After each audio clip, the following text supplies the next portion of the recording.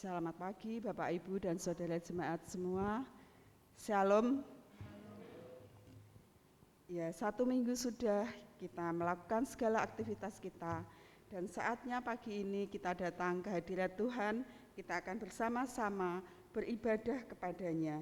Dan marilah kita bersama mengagungkan namanya.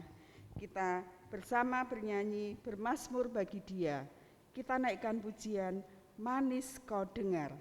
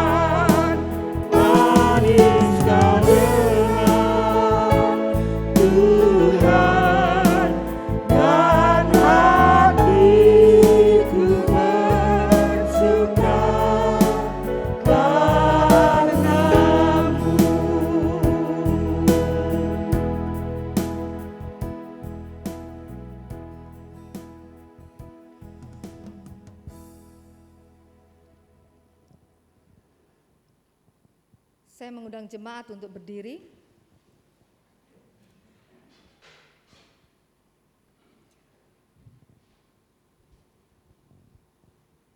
Ibadah minggu ini akan kita mulai dan persembahkan dengan satu pengakuan. Pertolongan kita datangnya dari Allah pencipta langit dan bumi. Maka turunlah atas saudara-saudari sekalian anugerah dan damai sejahtera dari Allah Bapa, dari Tuhan Yesus Kristus bersama-sama dengan Roh Kudus. Amin.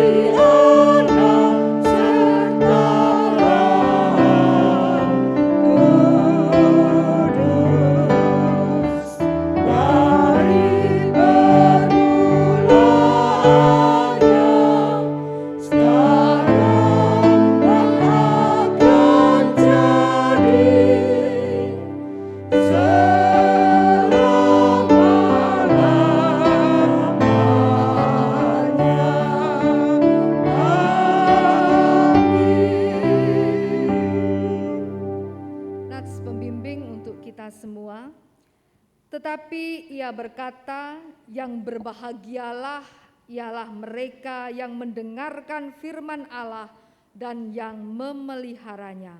Lukas 11 ayat 28. Amin.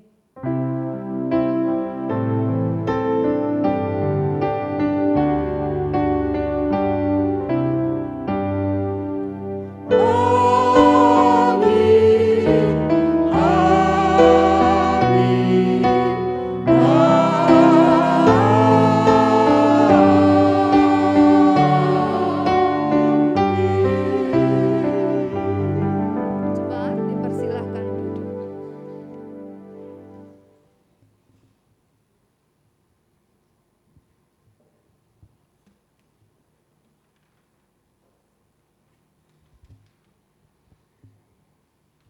Ya, kita akan bersama-sama menaikkan doa-doa kita.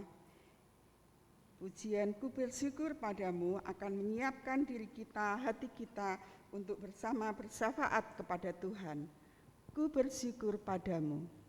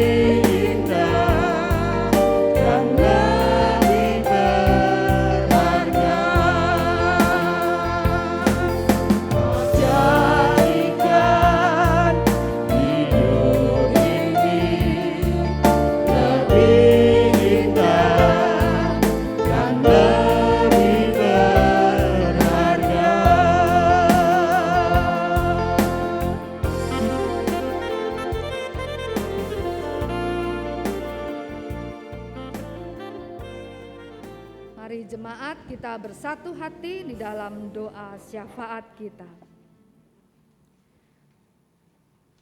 Sungguh kami bersyukur kepadamu ya Tuhan, karena kami tahu Engkau senantiasa menyediakan segala hal dalam hidup ini, bahkan melebihi dari apa yang kami minta, yang kami pikirkan. Segala pemberian Tuhan adalah baik dan kami patut mengucapkan syukur. Terlebih-lebih Tuhan pada hari ini, hari yang kudus di hari Sabat ini, di mana kami boleh datang dari tempat kami masing-masing untuk bertemu di rumah-Mu ini ya Tuhan, beribadah bersama-sama.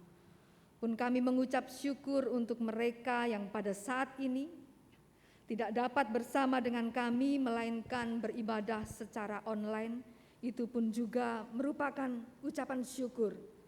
Terima kasih buat semua kesempatan ini. Pada saat ini Tuhan, kami menyatukan hati kami datang berdoa kepadamu. Mohon Kau ampuni kami terlebih dahulu dari segala dosa-dosa kami, dari segala kesalahan kami, sehingga kami dilayakkan untuk bersafaat kepada Tuhan. Tuhan, kami terus menyerahkan kehidupan-penghidupan kami, biarlah Engkau dengan tangan kasih-Mu, dengan pemeliharaan-Mu, akan senantiasa menolong kehidupan kami hari lepas hari. Terutama ya Tuhan, saat-saat pandemi, di mana Tuhan segala sesuatunya menjadi terdampak, baik di dalam pekerjaan kami, di dalam usaha kami, di dalam kami berjuang untuk mencari nafkah. Kami menyadari ada banyak hal yang berubah. Kami menyadari banyak kekurangan di sana-sini. Dan kami rindu untuk terus menyerahkan kehidupan-penghidupan kami ke dalam pimpinan, ke dalam pengasihan tangan Tuhan. Biarlah Engkau yang akan membuka tingkap-tingkap berkat, mencurahkan rahmat, rejeki, belas pengasihan atas hidup kami. Kami terus menyerahkan kehidupan keluarga kami, biarlah senantiasa Tuhan mengaruniakan damai sejahtera, kerukunan, cinta kasih di tengah-tengah rumah tangga. Berkati untuk anak-anak yang sudah Tuhan hadirkan dalam kehidupan kami, baik mereka yang masih kecil dalam usia belajar, mereka yang bertumbuh remaja, dewasa, mereka yang sudah bersekolah bahkan berkuliah. Berkati anak-anak kami semua sehingga mereka menjadi anak-anak Tuhan yang baik, yang dapat dididik, dinasihati di dalam Tuhan, yang diberikan keberhasilan di dalam studi mereka bahkan masa depan mereka. Berkati anak-anak-Mu yang terus berjuang untuk mencari pekerjaan, menyiapkan masa depan. Tuhan tolong sehingga ada pekerjaan yang terbaik buat mereka. Saat ini kami juga mendoakan untuk anak-anak kami yang sudah dewasa, yang sudah tiba waktunya untuk berkeluarga. Biarlah Engkau juga Tuhan yang akan memberikan pasangan hidup terbaik. Kami berdoa Tuhan untuk setiap pergumulan-pergumulan kami, baik sebagai pribadi maupun keluarga. Biarlah Engkau Tuhan yang akan menjawab doa seturut dengan kehendak kasih Tuhan. Kami juga saat ini mengingat untuk saudara-saudari kami Tuhan yang dalam keadaan sakit, baik mereka yang terbaring di rumah maupun dirawat di rumah-rumah sakit, khususnya untuk mereka yang saat ini menderita oleh karena terdampak pandemi, menderita penyakit karena COVID-19 Tuhan. Kami percayakan, kami serahkan mereka yang di dalam perawatan, supaya Engkau sendiri Tuhan bekerja akan mengangkat segala sakit penyakitnya, memberikan kuasa kesembuhan. Biarlah kepada kami semua juga diberikan kesehatan dan kekuatan, dijauhkan dari segala macam penyakit, dan terutama ketika kami harus berinteraksi, terpaksa bekerja, keluar rumah, maka Bapa lindungi kami sehingga kami juga tidak terpapar dari penyakit COVID-19 ini Tuhan. Kami mendoakan, menyerahkan untuk segala upaya yang dilakukan pemerintah, rumah sakit, lembaga-lembaga Tuhan kesehatan, bahkan juga untuk para relawan semua Tuhan, untuk mendatangkan kesembuhan bagi para penderita COVID-19 ini. Tuhan berkati setiap usaha, obat-obatan, apa yang dilakukan, dikerjakan sehingga semuanya boleh mendatangkan kesembuhan dan pandemi baik di kota kami, provinsi maupun negara kami segera dapat berlalu Tuhan. Kami percayakan, kami serahkan Tuhan sepenuhnya, bahkan untuk penelitian diadakannya vaksin Tuhan, biarlah segera ini semua dapat terrealisir Tuhan, untuk dapat mempercepat jalannya kesembuhan dan juga untuk menolong agar lebih banyak orang lagi yang tidak terdampak. Tuhan Bapa kami di surga, kami mempercayakan sepenuhnya bahkan untuk pelayanan gerejamu di GKMI Pati ini. Dalam segala keadaan yang terbatas, biarlah Engkau yang senantiasa akan menolong, sehingga kami selalu dapat menemukan terobosan-terobosan, cara-cara baru untuk menjangkau lebih banyak orang, untuk melayani di tengah-tengah suasana yang serba terbatas. Terima kasih, kami percayakan sepenuhnya, bahkan Kota Pati yang kami cintai, bangsa dan negara kami, biarlah senantiasa diberikan keamanan, stabilitas Tuhan, sehingga hari demi hari kami boleh semakin menuju satu era baru kehidupan yang penuh dengan keadilan dan damai sejahtera. Berkati pemerintahan negara kami mulai dari Bapak Presiden sampai dengan yang terendah di daerah-daerah, sehingga mereka semua juga menjadi alat kepanjangan tangan Tuhan untuk dapat membawa bangsa kami ke arah keadilan dan kesejahteraan. Terima kasih Tuhan Yesus, inilah doa-doa kami. Biarlah Engkau sendiri Tuhan yang akan mendengarkan dan menjawab doa seturut dengan kehendak kasih-Mu. Terpujilah nama-Mu ya Tuhan, hanya di dalam nama Tuhan kami Yesus Kristus kami berdoa. Amin.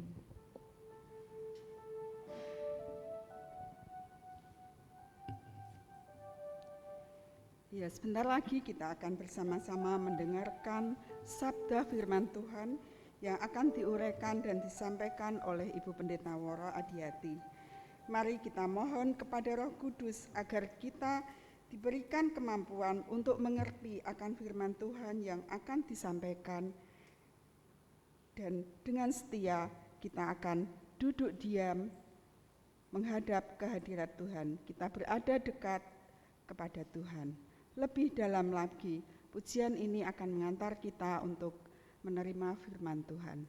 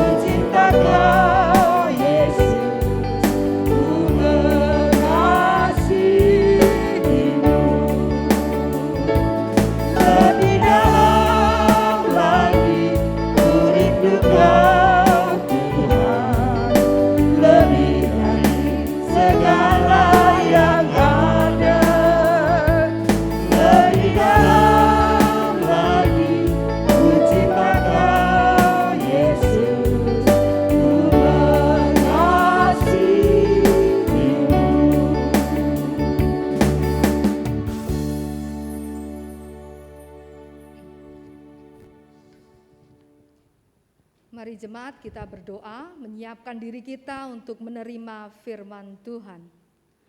Kembali Tuhan, kami datang ke hadirat-Mu mengucapkan syukur buat kesempatan kami secara khusus membaca dan merenungkan firman Tuhan. Dan kami mengundang supaya Roh Kudus sendiri akan hadir memimpin kami semua. Membajak tanah hati kami sehingga menjadi tanah yang subur buat setiap benih firman Tuhan yang ditaburkan. Tolonglah kami sehingga kami semakin diperlengkapi dalam kehidupan iman kami. Terpuji nama-Mu ya Tuhan, di dalam nama Tuhan kami Yesus Kristus kami berdoa. Amin. Shalom Bapak Ibu, saudara-saudari jemaat yang dikasihi Tuhan. Ada sukacita hari ini? Puji Tuhan ya. Bapak Ibu saudara-saudariku yang dikasihi oleh Tuhan, banyak orang berpikir bahwa berbicara adalah hal yang penting dalam hal berkomunikasi. Tidak heran banyak orang yang merasa perlu untuk menambah skill, kemampuan berbicara. Melatih diri terutama kalau untuk berbicara di depan umum. Sehingga mereka tidak canggung, lancar berbicara, ya. Mereka perlu menambah keterampilan ini. Namun Bapak Ibu, sesungguhnya bukan berbicara yang penting dalam komunikasi, tetapi adalah mendengar, betul sekali. Ya. Jadi ternyata mendengar itu, mendengar dengan seksama, dengan baik, itu jauh lebih penting daripada berbicara. Dan kemampuan untuk dapat saling mendengar dengan seksama itu menentukan kualitas dari komunikasi yang kita sering lakukan sehari-hari. Saudaraku yang dikasihi oleh Tuhan, seringkali terjadi kesalahpahaman oleh karena kita kurang dapat mendengar dengan baik. Nah, kesalahpahaman itu sendiri dalam komunikasi setidak-tidaknya ada 3 hal yang bisa kita temukan. Kesalahpahaman yang pertama yaitu mulai dari yang paling sederhana, yaitu sekedar kurang mengerti maksud yang dibicarakan. Ini kesalahpahaman yang paling sederhana, yaitu kurang mengerti, kurang dapat menangkap apa maksud dari pembicaraan. Ya. Kenapa kurang bisa mengerti apa maksud? Pesannya disampaikan, tetapi tidak semua dari isi pesan itu bisa dia pahami. Pasti kita pernah ingat ya, ada satu permainan pesan berantai dengan cara membisikkan sesuatu berurutan berantai begitu. Dari depan sampai belakang. Ya. Pesannya sama, tetapi sampai belakang biasanya ketika diucapkan itu hasilnya menjadi berbeda. Ya, seringkali seperti itu. Kesalahpahaman yang kedua adalah melenceng dari maksud sebenarnya. Ini pesan tersampaikan semua, tercakapkan semua, dibicarakan semua. Tetapi orang yang menangkap ini melenceng.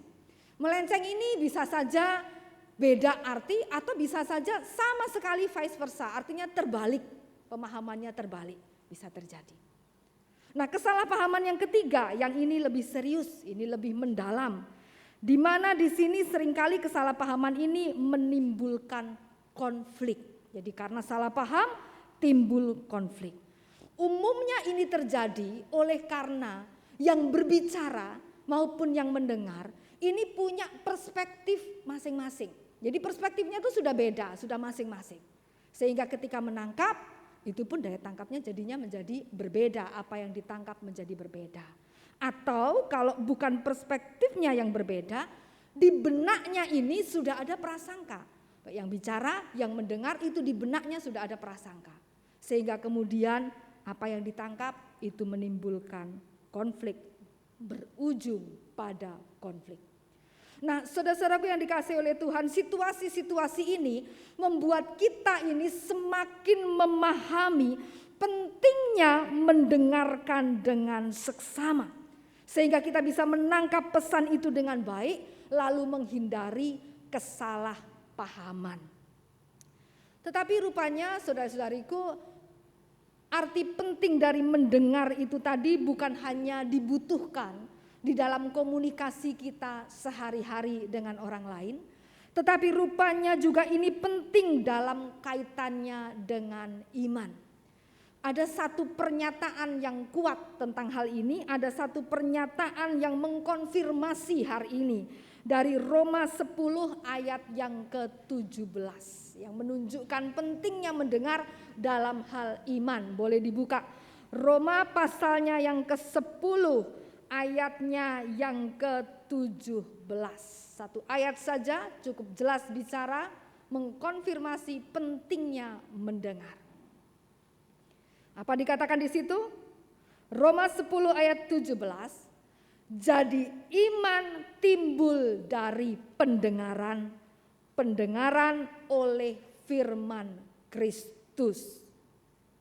Dan kalau kita melihat menyambungnya dengan ayatnya yang ke-18 yang dikatakan di situ, tetapi aku bertanya, adakah mereka tidak mendengarnya? Memang mereka telah mendengarnya. Suara mereka sampai ke seluruh dunia dan perkataan mereka sampai ke ujung bumi. Dari ayat 18 ini kita semakin tahu bahwa bukan soal pemberitaan yang ditekankan.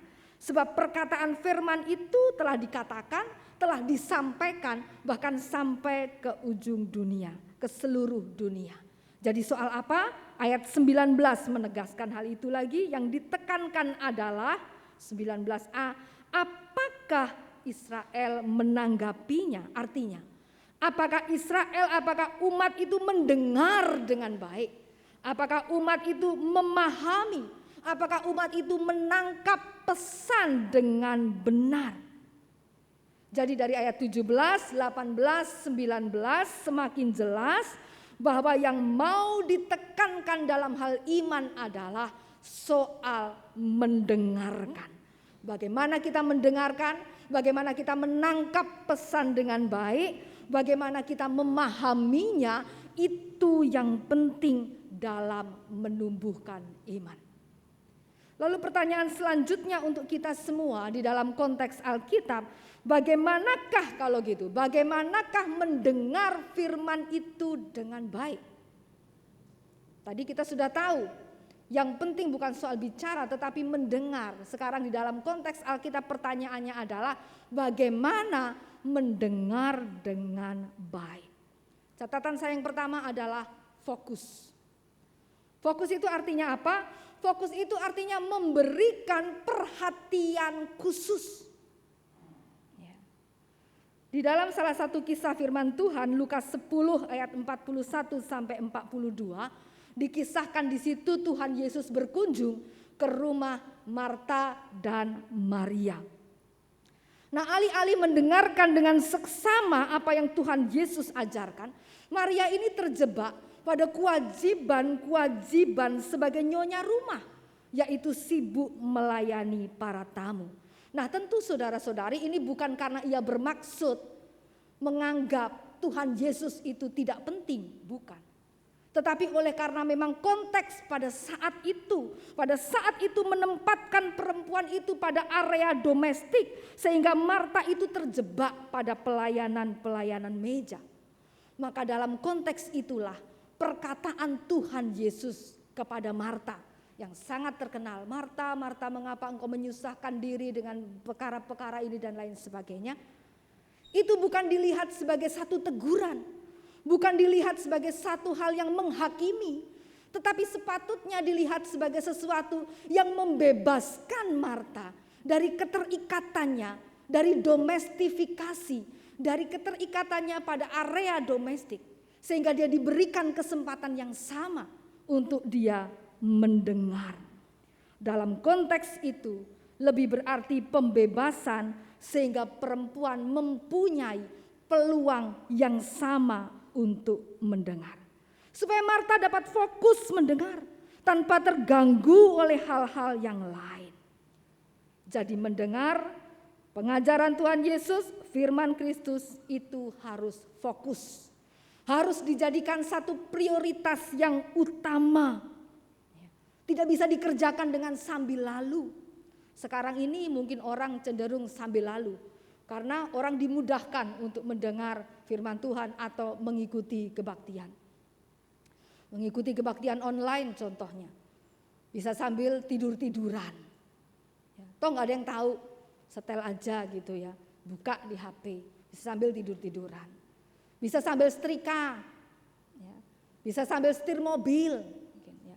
Dilakukan sambil lalu begitu. Ya, sehingga dia tidak fokus karena dia sambil mengerjakan pekerjaan-pekerjaan lain. Kadang-kadang yang duduk di gereja pun kotak-katik HP, ngecek-ngecek pesan yang masuk dan lain sebagainya. Nah, Bapak Ibu, penting catatan yang pertama, bisa mendengar dengan baik itu fokus. Ya. Kalau kita sedang berhadapan muka, kalau kita sedang berbicara dengan seseorang, keluarga, suami, anak-anak, itu pun kita fokus. Ya, saya sering kalau misalnya Pak Michael bicara, saya ada di ruangan lain, dia memanggil saya dengar suara saya dipanggil, maka saya akan buru-buru mendatangi, karena saya mau fokus. Gitu. Ya, saya mau fokus. Apa? Tadi ngomong apa begitu? Nah, kita datangi. Kita mau berhadapan muka supaya pesan yang disampaikan itu jelas. Sebab ketika berhadapan muka, kita bisa melihat dengan jelas ekspresinya. Bahkan apa yang mau dipesankan itu bisa nampak jelas dan terdengar dengan jelas. Fokus. Lalu Bapak Ibu, catatan kita yang kedua di situ, kalau mau menangkap pesan dengan baik, kalau mau mendengar dengan baik, catatan yang kedua adalah diam. Ya. Diam itu artinya apa? Diam itu artinya berhenti bicara dan masuk pada keheningan. Bagaimana kita akan bisa memahami perkataan orang lain, pesan orang lain kalau kita terus-menerus bicara? Ya, ada contohnya. Seorang pewawancara mengundang narasumber. Dia bermaksud mewawancarai narasumber ini, tetapi anehnya ketika narasumber sedang bicara sebaris kalimat, dua baris kalimat, dia langsung potong. Bahkan pewawancara ini yang ngerocos terus gitu. Jadi apa artinya ini? Ya. Apakah memang mau mengundang seseorang untuk berbicara atau justru dia yang ingin berbicara?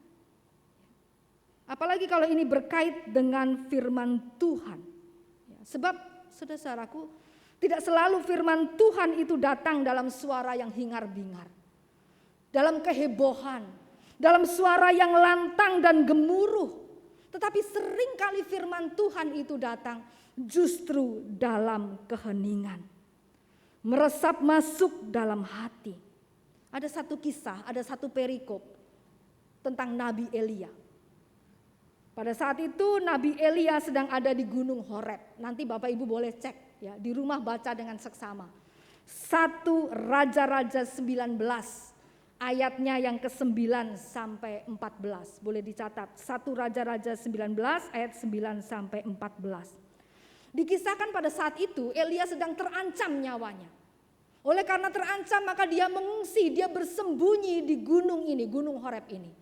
Ada satu gua dan dia bersembunyi di situ. Dia mencari suara Tuhan, dia mencari perlindungan Tuhan. Dan dikatakan pada saat itu terjadi satu angin yang sangat besar, dan angin ini dikatakan bahkan bisa memecah bukit-bukit batu. Tetapi dikatakan di situ tidak ada Tuhan di dalam angin itu. Tidak ada suara Tuhan dalam angin itu. Lalu setelah itu yang kedua di situ dikatakan terjadi satu gempa yang dahsyat. Gempa yang pasti menggoncang tempat itu.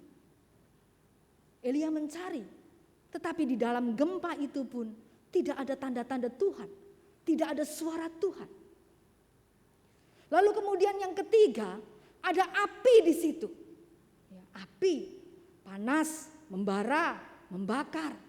Tetapi bahkan di dalam api pun itu dia tidak ada Tuhan, tidak menemukan Tuhan. Tidak ada suara Tuhan di dalamnya.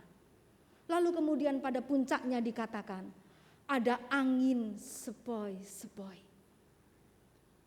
Sejuk, tenang, tidak gemuruh, tidak heboh. Tetapi di situ, di dalam ketenangan itu, dalam keheningan itu ada suara Tuhan terdengar. Di situ Elia bisa mendengarkan dengan baik suara Tuhan. Maka Bapak Ibu tidak salah kemudian jika orang-orang mau mendengar suara Tuhan, mencari Tuhan itu di dalam keheningan. Yesus pun berkata, kalau mau berdoa masuk ke kamar, Kunci pintu, berdoalah dalam keheningan. Tidak salah jika orang kemudian mengatakan di dalam keheningan kita bisa mendengar Tuhan bicara melalui pikiran kita dan hati nurani yang murni. Maka ambil sikap doa, masuk dalam keheningan, berhenti bicara, berhenti mengeluh, tenangkan pikiran yang rusuh dan galau, tenangkan hati yang cemas dan gelisah, hentikan segala suara-suara yang gemuruh menderu di dalam diri kita. Stop membantah, hilangkan prasangka dalam pikiran kita, lalu coba dengar. Mohon firman Tuhan bicara dalam hati dan pikiran yang murni. Catatan yang ketiga, kalau tadi yang pertama tadi adalah fokus, yang kedua diam dalam ketenangan, lalu catatan yang ketiga adalah internalisasi.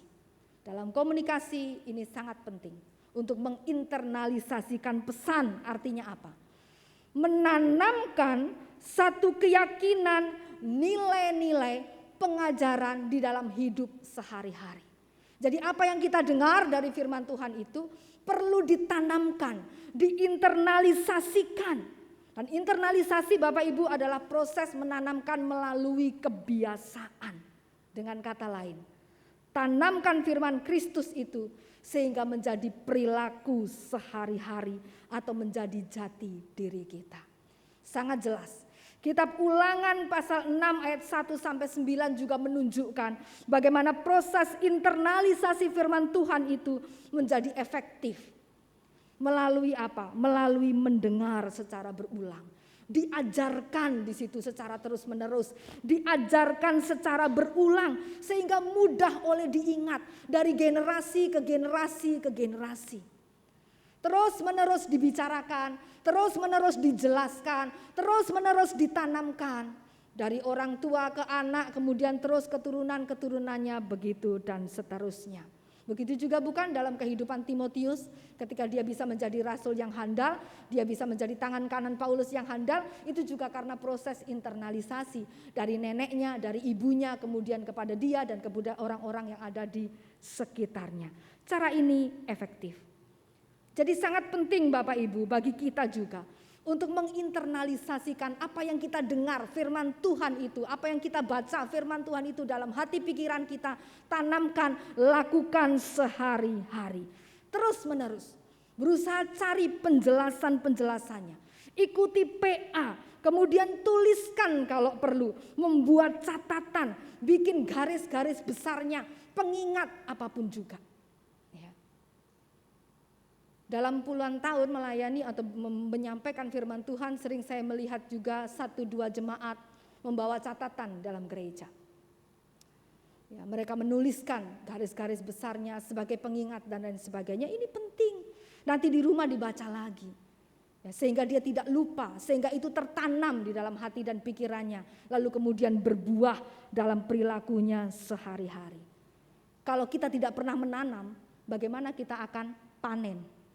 Kalau kita tidak pernah menanamkannya, bagaimana ini akan menjadi buah di dalam kehidupan sehari-hari.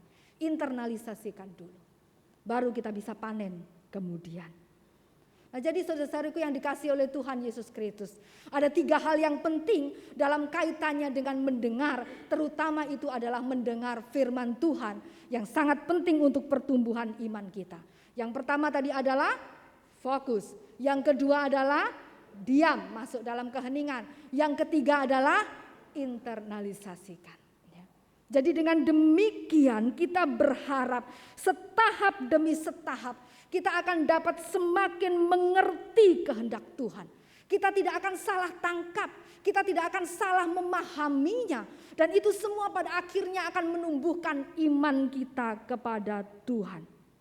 Saudara, jangan terlalu buru-buru untuk bertindak heboh pada kesibukan ini dan itu yang kita labeli dengan pelayanan sementara, proses mendengarkan kita abaikan. Ini harus berjalan seiring. Bagaimana kita mendengar, itu input masuk. Bagaimana kita memberikan pelayanan, itu output, itu keluar. Ini seimbang. Kalau kita keluar, melayani terus, tetapi tidak ada sesuatu yang kita dengar, tidak ada sesuatu yang kita tangkap dan kita tanamkan, lama-lama kering. apa yang mau kita bagikan, apa yang kita mau buat untuk pelayanan. Itu bisa menjadi kering. Ini semua harus seimbang. Sehingga ini semua menyehatkan kita. Ibarat satu kolam, itu sirkulasi airnya bagus. Ada air segar baru yang masuk, lalu ada yang keluar. Ada yang masuk, lalu ada yang keluar. Jadi sirkulasinya bagus, sehat. Iman kita menjadi sehat, iman kita menjadi bertumbuh. Jika tidak, kita tidak akan kemana-mana. Kita sekedar akan melelahkan diri saja dengan pelayanan-pelayanan atau kesibukan-kesibukan. Tetapi tidak ada sesuatu yang disegarkan di dalam diri kita. Maka mulailah dengan proses mendengarkan. Berproses dalam mendengarkan, maka iman akan bertumbuh. Tertanam dan berbuah di dalam perbuatan dan pelayanan kita hari lepas hari. Tuhan memberkati. Mari kita berdoa.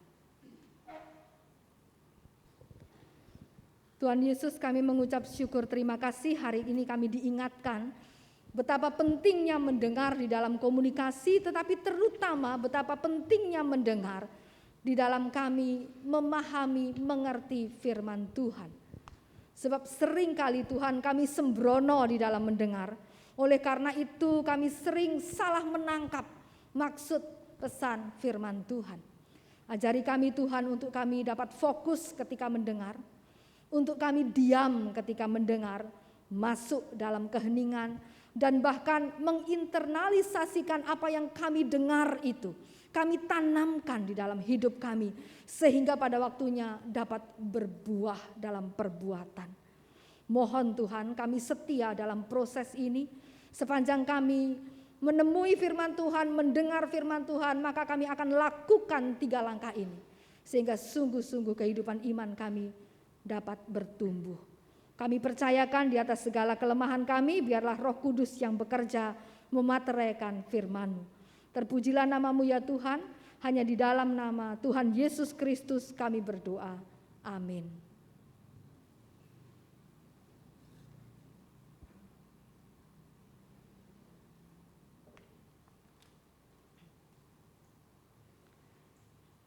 Ya, firman Tuhan sudah kita dengar bersama yang sudah diuraikan dengan jelas oleh Ibu Pendeta Woro. Dan marilah kita bersama akan menanggapi firman Tuhan yang sudah kita dengar tadi dengan pujian, Aku milik-Mu Yesus Tuhanku.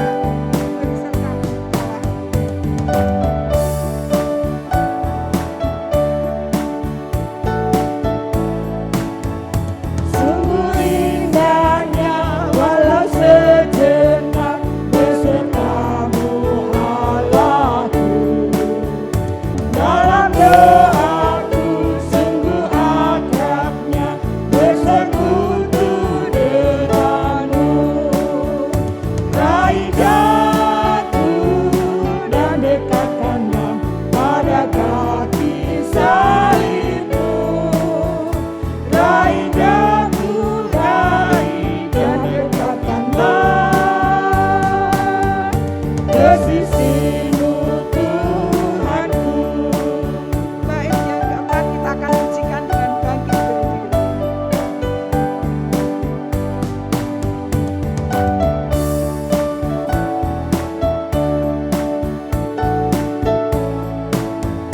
Dalam dunia tak seutuhnya ku pahami kasih-Mu.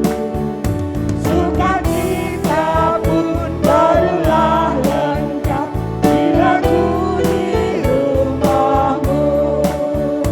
Raihku dan dekatkanlah pada kaki salib-Mu. Raih dan dekatkanlah ke sisi-Mu Tuhanku.